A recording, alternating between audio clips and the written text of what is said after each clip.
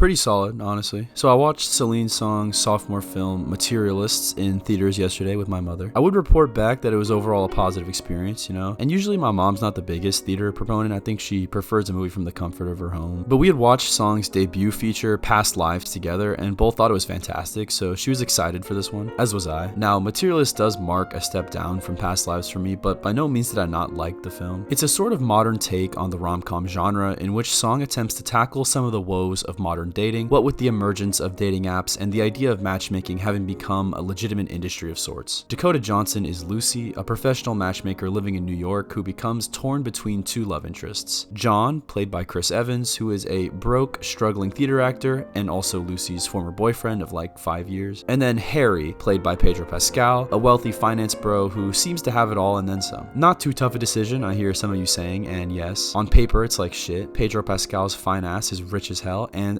actually like a solid dude, so no brainer, right? But as you may have heard from some of the reviews, the broke boy propaganda this summer is real and it is alive. Anyway, I think overall Song provides a decently nuanced view of modern dating. There's an especially effective montage sequence that shows her working with some of her clients who express quite explicit dating preferences, with some crossing racist, sexist, and even downright creepy lines. For example, there's a white woman who says she wants to stick with quote-unquote whites only at first, keep this shit like the Confederate South, I guess. And then there's another guy who, despite being like 40 plus, refuses to date anyone older than 27. I have a really beautiful client. She's 31.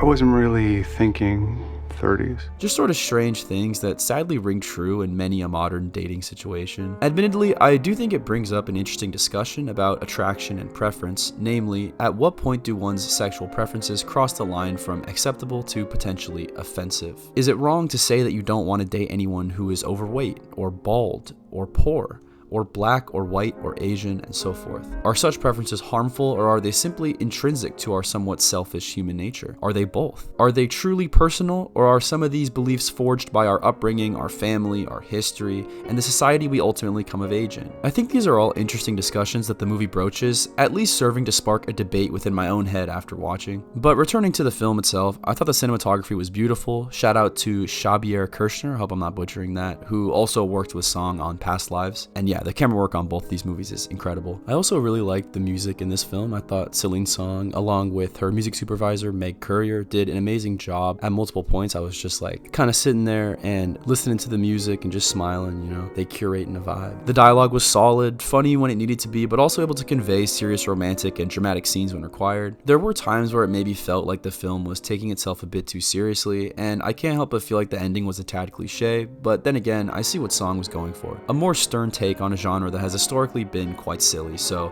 I respect the effort, except for the ending. That shit's like rom-com 101 ending, so yeah, take it as you may. In terms of the romance itself, I think this is where my main issue comes into play, and I remember talking with my mom after the movie about this, and she felt the same way, which is just that I didn't feel the chemistry between Lucy and Harry. Harry is Pedro. I don't think either actor is at fault per se, and I do think Pedro Pascal is a talented actor. I really like him in other shit, but it might just be that he feels a bit too old to be playing this like suave pussy magnet. Or who knows, maybe it's not even the age, and it's just that I feel like I haven't seen him play too many roles like this. I don't know. I mean, don't get me wrong, he looks great for 50, and I'm not saying that 15 years is an insurmountable age gap by any means. Dakota Johnson is 35, but something was just off for me. Whether it was the dialogue or the lack of character development or even just plain old human incompatibility, my gut reaction during the scene where they went back to Harry's apartment to, get busy was somewhat of a wince. During an encounter where I should have been experiencing the love reverberating through the screen, I couldn't help but feel slightly uncomfortable, even though I do think that Pedro and Dakota are both some sexy motherfuckers. And who knows, perhaps that slight awkwardness may have been Song's intention, as in the end Lucy does pick Chris Evans' broke ass over Pedro. Maybe the point is that true love supersedes this idea of a perfect match on paper or whatever, but it did make the love triangle situation, at least from a pure chemistry standpoint, feel a splash unrealistic. The other scene that I wanted to talk about was actually the one where Lucy decides to cut things off with Harry. They're in his bed after hooking up, but Lucy can't sleep. Earlier that day, I believe it was, one of Lucy's clients named Sophie had been assaulted by a man on a date that Lucy had set up,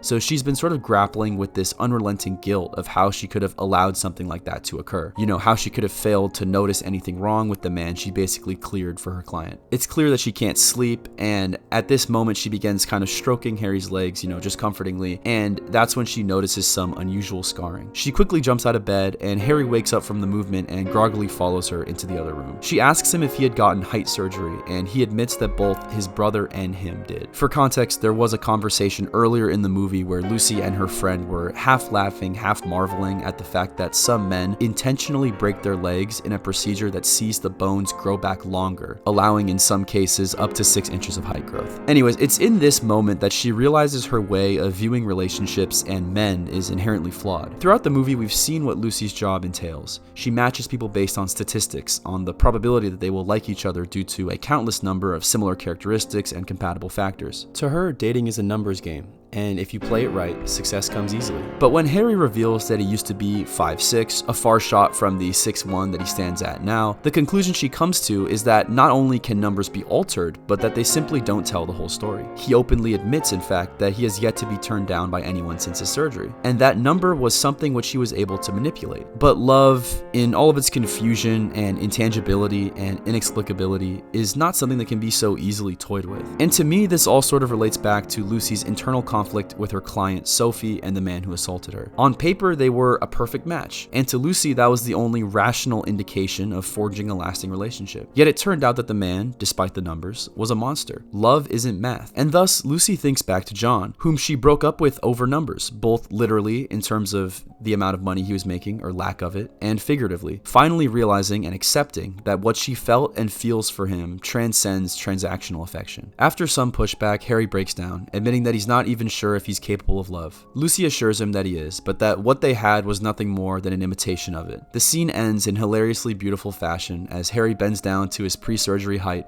and the two hug as equals in his kitchen. Despite Song's subversion of the rom-com with the discussion of some serious themes like sexual assault and her exploration of the pitfalls of modern romance, she does decide to conclude her film with a happy ending fit for a film of the genre. Sophie, Lucy's client, has a good first date with a man who we learn is quote-unquote just looking for a nice girl. Harry has been set up with a new girl that he seems to like through Lucy's matchmaking company, and Lucy ends up in Central Park with her boyfriend and lover John as they kiss on a fucking bench. I would have maybe liked to have seen Song carry through all the way with her rebellion against rom-coms and chosen to have ended the movie on a more somber note, but I'm not mad either. It's a happy ending for all, and a sort of sobering reminder that more often than not, things always turn out okay for our beloved movie characters, especially when they're hot.